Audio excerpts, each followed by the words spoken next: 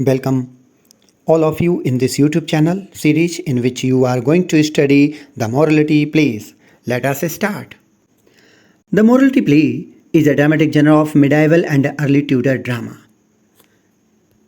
Morality plays मध्ययुगीन और प्रारंभिक ट्यूडर एक ट्यूडर डायनेस्टी हुआ करती थी जिसके लास्ट क्वीन बनी थी एलिजाबेथ। ये हेनरी एर्थ की बेटी थी, तो हेनरी एर्थ की बेटी तक ये समय ट्यूडर डायनेस्टी का रहा है। तो ट्यूडर नाटक की एक नाटकीय शैली है। The term is used by scholars of literary and dramatic history to refer to a genre of play text from the 14th through 16th centuries that typically feature a struggle between good and evil। इस शब्द का प्रयोग साहित्यिक और नाटकीय इतिहास के विद्वानों द्वारा 14वीं से 16वीं शताब्दी के नाटक ग्रंथों की एक शैली को संदर्भित करने के लिए किया जाता है, जिसमें आमतौर पर अच्छाई और बुराई के बीच संघर्ष होता हुआ दिखता है। They often means जो morality plays हैं often personify virtues and vices as opposing forces। वे अक्सर गुणों और दोषों को विरोधी शक्तियों के रूप में चित्रित करते हैं। Morality plays are allegorical dramatizations of ethical principles generally religious in nature।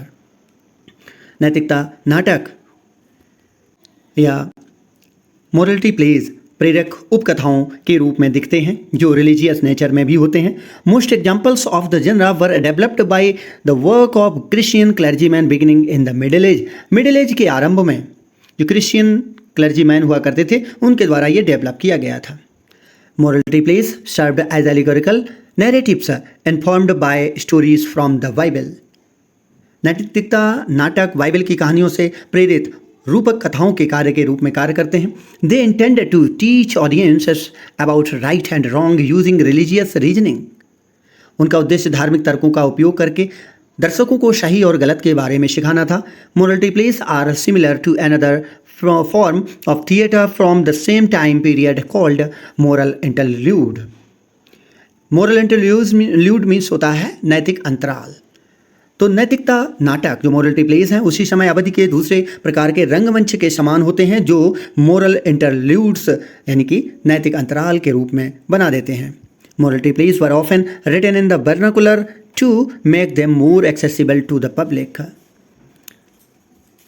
Morality plays अक्सर स्थानीय भाषा में लिखे जाते थे ताकि उन्हें जनता के लिए अधिक सुलभ बनाया जा सके। अक्सर एक ही चरित्र का जीवन भर अनुसरण करते हुए दिखते हैं। They often follow a single character through their life। They often feature characters such as God, the devil and the 7 deadly sins। वे अक्सर भगवान, शैतान और 7 घातक पापों जैसे पात्रों को दर्शाते हैं। उनमें लड़ाइयाँ होती हैं, गॉड डेविल के बीच में लड़ाइयाँ होती हैं। डेडली सिंस 7 डेडली सिंस दिखाए जाते हैं, पाप दिखाए जाते हैं। They often reinforce the Christian message of the importance of leading righteous life। वे अक्सर एक धार्मिक जीवन जीने के महत्व के ईसाई संदेश को भी पुष्ट करते हैं। Morality plays typically contain a protagonist who represents humanity as a whole or an average lay person or a human faculty। Supporting characters are personification of abstract concepts each aligned with either good or evil, virtue or vice। Morality plays में आमतौर पर एक ही नायक यानी protagonist होता है जो समग्र रूप से मानवता का प्रतिनिधित्व करता है, रिप्रेजेंट करता है ह्यूमैनिटी को। और यह एक औसत व्यक्ति या एक मानवीय क्षमता के रूप में या शक्ति के रूप में भी दिखाया जाता है। सहायक पात्र अमूर्त अवधारणाओं के मानवीकरण है, यहाँ पर्सोनिफिकेशन किया गया है, जिनमें से प्रत्येक अच्छाई और बुराई या गुण या दोष प्रकट होता है।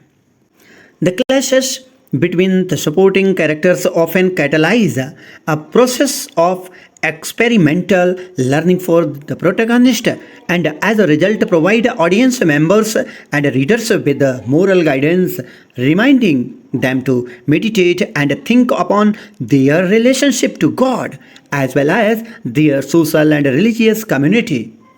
सहायक पात्रों के बीच टकराव अक्सर नायक के बीच या नायक के लिए अनुभवात्मक सीखने की प्रक्रिया को उत्प्रेरित करता है और परिणाम स्वरूप दर्शकों या पाठकों को नैतिक मार्गदर्शन प्रदान करता है। उन्हें भगवान के साथ अपने रिश्ते के साथ साथ अपने सामाजिक और धार्मिक समुदाय पर ध्यान केंद्रित करके और उन पर विचार करने के लिए भी याद दिलाता है।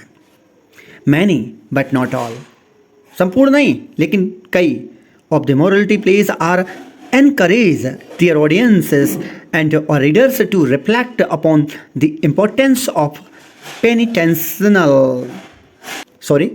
penitential rituals. कई, लेकिन सभी नहीं, नैतिकता नाटक यानी मॉरलिटी प्लेज अपने दर्शकों और पाठकों को पश्चाताप अनुष्ठान के महत्व पर चिंतन करने के लिए भी प्रोत्साहित करते हैं. मीन्स पेनिटेंशियल रिचुअल्स का मीन्स हो जाएगा पश्चाताप का अनुष्ठान करना. Next, several academics have written upon these common thematic characteristics, considering the play's investment in staging the audience's or reader's relationship to God.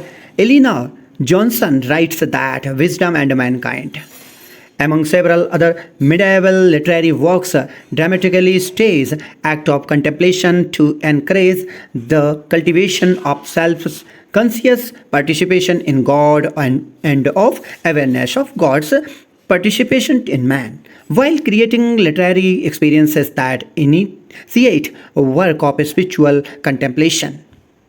कई शिक्षाविदों ने इन सामान्य विषयगत विशेषताओं पर लिखा है.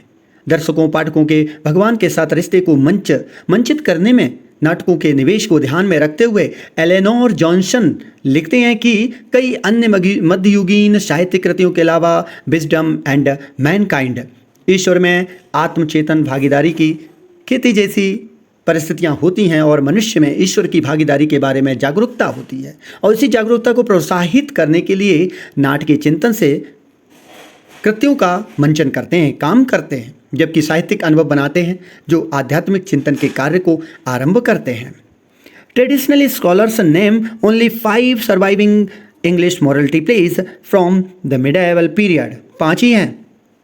The pride of life late 14th century में लिखा गया.